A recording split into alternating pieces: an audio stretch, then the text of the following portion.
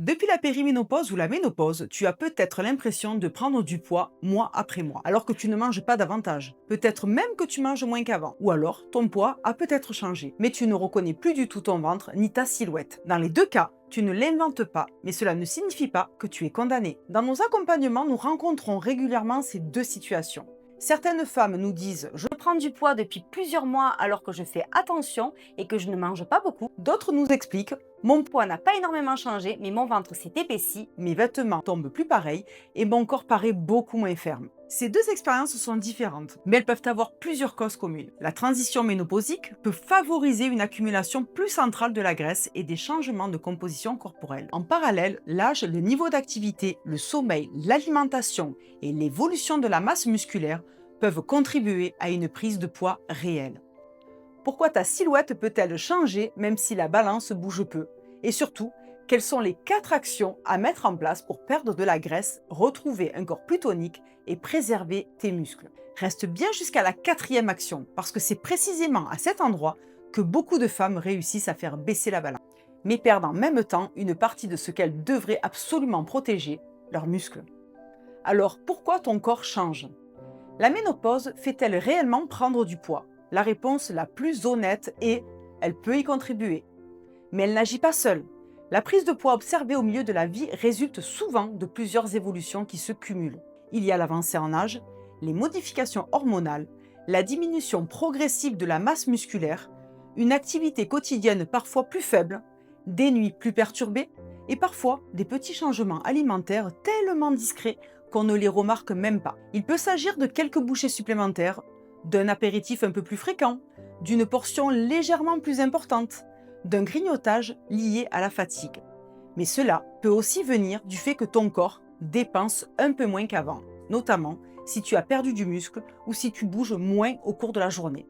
Tu peux donc sincèrement avoir l'impression de manger moins qu'avant et malgré tout te retrouver avec un équilibre énergétique qui ne te permet plus de maintenir ton poids.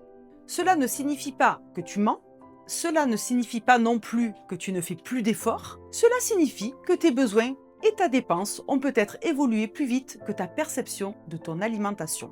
Pourquoi le sommeil peut aggraver la situation? Les bouffées de chaleur, les sueurs nocturnes et les réveils peuvent détériorer le sommeil pendant la périménopause et la ménopause. Une fatigue plus importante peut ensuite diminuer l'envie de bouger, compliquer l'organisation des repas et favoriser les choix alimentaires rapides ou réconfortants. Le problème n'est donc pas nécessairement que tu manges soudainement 2 fois plus. Il peut s'agir de petites différences répétées pendant des mois, un peu moins de mouvement, un peu plus de fatigue, un peu plus de faim ou d'envie, un peu moins de muscles et progressivement le poids augmente. Ton poids peut augmenter mais il peut aussi te tromper. Il existe également une autre situation. Tu ne prends peut-être que 2 ou 3 kilos ou ton poids reste presque stable, mais ta silhouette change beaucoup. Ton ventre s'épaissit, ta taille disparaît progressivement, tes fesses ou tes jambes semblent moins fermes, tes vêtements deviennent inconfortables. Cela s'explique par une différence fondamentale. Le poids et la composition corporelle ne sont pas la même chose. Imagine 2 femmes de 52 ans. Elles mesurent la même taille, elles pèsent exactement 70 kg. La première possède davantage de masse musculaire et moins de graisse. La deuxième possède moins de muscles et davantage de graisse. Sur la balance, aucun écart. Mais dans la réalité, leur silhouette est totalement différente. Leur force est différente, leurs capacités physiques sont différentes et leur avenir physique peut également être différent. La transition ménopausique est associée à une tendance vers davantage de graisse centrale et une composition corporelle moins favorable, même chez certaines femmes dont l'indice de masse corporelle ou le poids total n'augmente pas énormément. Donc oui, certaines femmes prennent réellement plusieurs kilos, d'autres prennent peu de poids mais davantage de graisse tout en perdant du muscle. Et certaines vivent les deux en même temps. Mais le point le plus important n'est peut-être pas uniquement la graisse. C'est ce qui peut se produire du côté de tes muscles. Lorsque tu perds du muscle, tu ne perds pas seulement de la fermeté, tu perds progressivement une partie de ta capacité à marcher rapidement, porter tes courses, monter les escaliers, te relever du sol, pousser, tirer, rester active, continuer à pratiquer les activités que tu aimes.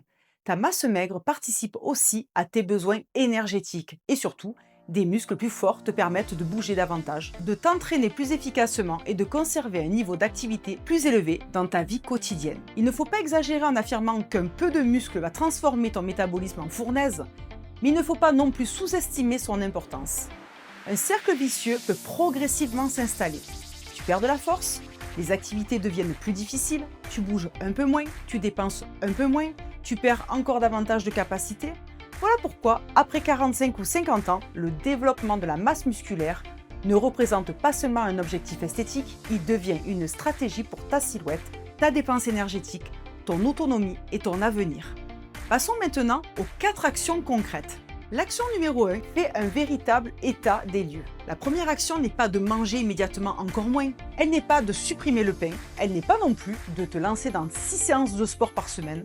La première action consiste à comprendre ce qui se passe réellement. Parce que lorsque tu dis « je prends du poids alors que je ne mange presque rien », ton ressenti doit être entendu. Mais pour trouver la bonne stratégie, il faut ensuite sortir des impressions et observer la réalité de manière suffisamment précise. Pendant 1 ou 2 semaines, regarde notamment ton poids moyen plutôt qu'une seule pesée, ton tour de taille, la manière dont tombent tes vêtements, ton niveau d'activité quotidienne, ton sommeil, tes portions, les boissons, les grignotages éventuels, les repas du week-end, ton énergie, ta force et la fréquence réelle de tes séances. L'objectif n'est pas de surveiller pour te culpabiliser, l'objectif est d'obtenir des informations fiables, parce qu'on ne corrige pas de la même manière une alimentation trop restrictive, des portions devenues légèrement supérieures aux besoins, une baisse importante de l'activité quotidienne, un sommeil profondément perturbé ou une perte progressive de masse musculaire. Une femme peut perdre seulement 2 kg, mais perdre plusieurs centimètres de tour de taille et gagner beaucoup de force. Une autre peut perdre 6 kg très rapidement tout en perdant aussi du muscle. La balance dira que la deuxième a davantage réussi. Son corps peut raconter exactement le contraire. Ta première action est donc: choisis 3 indicateurs que tu vas suivre pendant plusieurs semaines. Par exemple, ton poids moyen, ton tour de taille et ta force sur un exercice simple. Et si la prise de poids est rapide, importante ou accompagnée de symptômes inhabituels, consulte ton médecin afin d'écarter une cause médicale et d'évaluer ta situation de manière personnalisée. L'action numéro 2. Fais du développement musculaire ta priorité. Après 45 ou 50 ans, le renforcement musculaire ne doit plus être considéré comme une option destinée uniquement aux personnes qui veulent des bras plus fermes. Tes muscles représentent ton capital physique. Ils déterminent en grande partie ta capacité à marcher, porter, pousser, tirer, monter les escaliers, te relever, rester autonome et maintenir une vie active. Les études disponibles montrent que l'entraînement en résistance améliore notamment la force et peut favoriser la masse musculaire chez les femmes ménopausées. Tandis que l'activité aérobie, le cardio, est particulièrement utile pour agir sur la masse grasse. Leur association est donc intéressante. Tu peux faire du renforcement en salle, mais tu peux également commencer chez toi avec des élastiques, des haltères ou du matériel adapté. Le lieu importe moins que la manière de travailler. Tes muscles doivent rencontrer une résistance suffisante pour les obliger à s'adapter. Cela signifie apprendre progressivement à pousser et à tirer, faire travailler tes jambes. L'action numéro 3, augmente ton activité sans t'épuiser. Le renforcement musculaire est essentiel, mais il ne remplace pas tous les autres mouvements.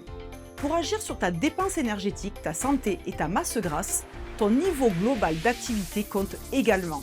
Cela peut passer par la marche, le vélo, la natation, la randonnée, la danse, les escaliers, le jardinage ou une autre activité cardiovasculaire adaptée à ta condition. Mais c'est ici que certaines femmes passent d'une bonne décision à une stratégie impossible à maintenir. Elles réalisent qu'elles doivent bouger davantage, puis passent brutalement de presque rien à 5 ou 6 séances intensives par semaine. Elles veulent récupérer en 3 semaines les 10 dernières années. Elles se fatiguent, elles ont mal, elles se blessent parfois, puis elles abandonnent. Tu n'as pas besoin de te punir, tu dois progressivement construire un corps capable d'en faire davantage. Une séance efficace n'a pas besoin de te laisser épuiser au sol. Elle doit créer un stimulus, te permettre de récupérer, puis te permettre de recommencer. Rappelle-toi le plancher de continuité. Pendant une bonne semaine, tu peux en faire davantage. Pendant une semaine difficile, tu réduis éventuellement la durée ou le volume. Mais tu évites autant que possible de passer de tout à rien. Ta troisième action est donc: ajoute cette semaine un niveau d'activité légèrement supérieur à celui que tu réalises actuellement. Cela peut être 10 minutes de marche supplémentaire par jour, un trajet effectué à pied, davantage d'escaliers ou une séance cardiovasculaire adaptée. L'objectif n'est pas de t'épuiser aujourd'hui, il est de rester plus active pendant les prochaines années. L'action numéro 4. perds de la graisse sans sacrifier tes muscles. Voici maintenant l'erreur la plus risquée pour ta composition corporelle. Lorsque le poids augmente pendant plusieurs mois, le réflexe est souvent de manger encore moins. Tu supprimes le pain, puis les féculents, puis le dessert. Tu sautes parfois un repas. Le poids baisse rapidement, tu penses avoir trouvé la solution. Mais ce poids perdu ne correspond pas uniquement à de la graisse.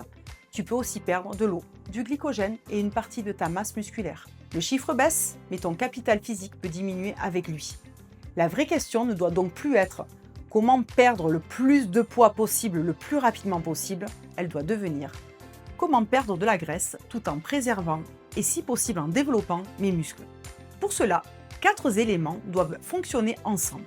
Un déficit énergétique raisonnable. Pour perdre de la graisse, l'organisme doit généralement utiliser sur la durée davantage d'énergie qu'il n'en reçoit. Mais cela ne veut pas dire manger le moins possible. Plus la restriction est brutale, plus elle risque d'augmenter la faim, la fatigue, la frustration et le risque d'abandon. L'objectif est de créer une stratégie suffisamment efficace pour progresser, mais suffisamment réaliste pour continuer à vivre. Il faut avoir également un apport protéique adapté. Les protéines ne suffisent pas à elles seules. Ton corps doit comprendre qu'il a encore besoin de ses muscles. Et ce message est envoyé par l'entraînement. Une alimentation compatible avec la vraie vie. Tu dois encore pouvoir aller au restaurant, partir en vacances, fêter un anniversaire, manger avec tes proches et conserver des aliments que tu apprécies. Une méthode qui fonctionne uniquement lorsque tu refuses toutes les invitations et que tu contrôles chaque gramme de nourriture n'est pas une transformation durable. C'est une parenthèse. Et tôt ou tard, la vie refermera cette parenthèse. Ta 4e action est donc ne cherche pas à manger le moins possible, cherche à construire l'alimentation la plus adaptée que tu sois réellement capable de maintenir tout le reste de ta vie. Est-ce que la ménopause peut s'accompagner d'une prise de poids? Oui, cela arrive fréquemment. Certaines femmes prennent réellement plusieurs kilos alors qu'elles ont le sentiment de manger autant ou moins qu'avant. D'autres prennent peu de poids, mais voient leur ventre, leur masse grasse et leur tonicité évoluer. Ton corps a changé, ta stratégie doit simplement évoluer avec lui. Les 4 actions à retenir sont mesurer ce qui se passe réellement, faire du développement musculaire une priorité, augmenter progressivement ton niveau d'activité physique et perdre de la graisse sans sacrifier tes muscles.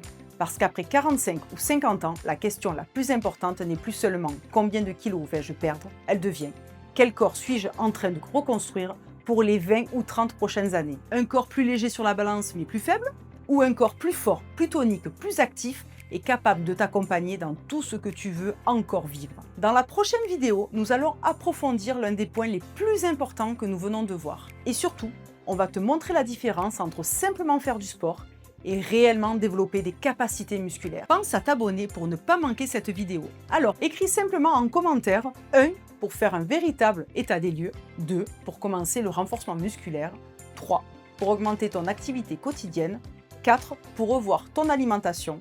Enfin, si tu souhaites comprendre pourquoi ton poids ou ta silhouette ont changé et construire une stratégie réellement adaptée à ton corps, à ton mode de vie et à tes objectifs, tu peux réserver ton rendez-vous d'orientation offert grâce au lien situé dans la description. Nous prendrons le temps d'analyser ta situation, d'identifier les freins que tu rencontres et de te donner une direction claire, même si nous ne travaillerons pas ensemble par la suite.